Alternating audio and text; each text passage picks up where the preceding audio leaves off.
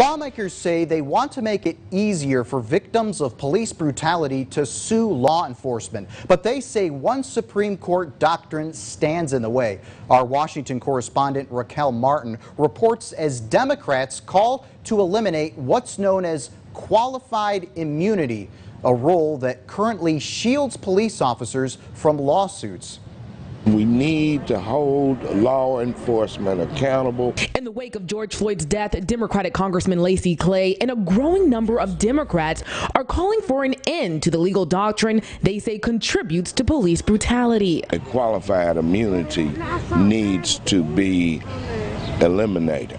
In 2014, Clay's St. Louis district was the epicenter of protests after police killed Michael Brown. Clay says the qualified immunity doctrine, established by the Supreme Court in the 1960s, shields back cops from lawsuits and prevents justice. You should not have some kind of blanket immunity to commit crimes against others, to even commit murder. Right now, congressional Democrats are pushing legislation to end qualified immunity for law enforcement officers. So far, no Republicans have signed on. Republican Senator and former Missouri Attorney General Josh Hawley says he plans to review the bill. The devil's in the details. I'd like to see exactly what they're proposing to do. But ultimately, the fate of the rule may be up to the courts. All of these legal doctrines are a balance. Law professor Paul Schiff Berman says qualified immunity is intended to protect officials from frivolous lawsuits, but the Supreme Court could decide to narrow its scope. Right now, it's being used in a way that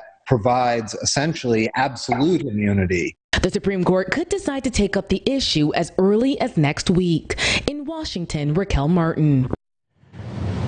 And the Houston Police Department is on full alert after they say somebody fired shots near the department's southeast substation Sunday morning. Investigators say early Sunday morning, some officers reported hearing 50 to 60 shots coming from just south of the station from a wooded area. K-9 units and air support were called out to try and find the people responsible, but they didn't find anything, and also there were no injuries reported. And a sheriff's deputy is dead and 2 other officers are injured after a shooting in Santa Cruz County, California Saturday. Officials say the 3 officers were ambushed with gunfire and multiple explosive devices while responding to reports of a suspicious looking van. That's when 38-year-old Sergeant Damon Gutzwiller was shot and killed. A second Santa Cruz County deputy was struck by gunfire or shrapnel from an explosive and then struck by a vehicle. That deputy is now in critical condition. A California Highway Patrol officer was also injured after being shot in the hand. The suspect was shot and taken into custody a short time later. And hurricane season started June 1st, and we're already on our 3rd named storm. Tropical Storm Cristobal making landfall Sunday evening. Now, the storm's been causing chaos for more than a day, and its path of destruction is expected to last a few more. Fox News correspondent Jonathan Hunt is along the Gulf Coast with more on the storm.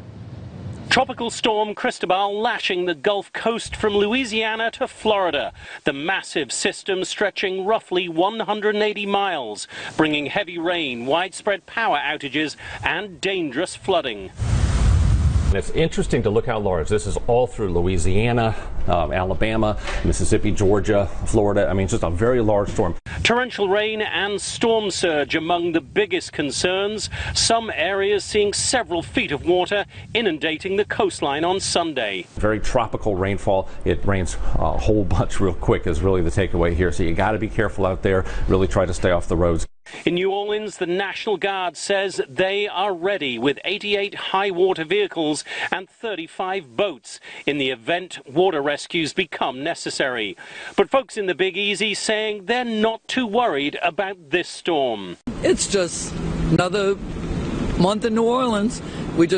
June starts all the way to October. This is what we do. We always get a lot of flooding, though. We always do get a lot of flooding. Meanwhile, Jacksonville, Florida saw extensive flooding as the city was slammed by rain on Sunday. And over the weekend, the storm spawned a powerful tornado over downtown Orlando, spraying debris and knocking out power lines. The storm is expected to weaken as it heads north, but the danger of flooding is likely to remain until Tuesday. In New Orleans, Jonathan Hunt, Fox News. The storm will largely turn into a rainmaker across the Gulf Coast as it weakens. We'll bring you up to date on the latest with Cristobal and also take a look at our forecast next.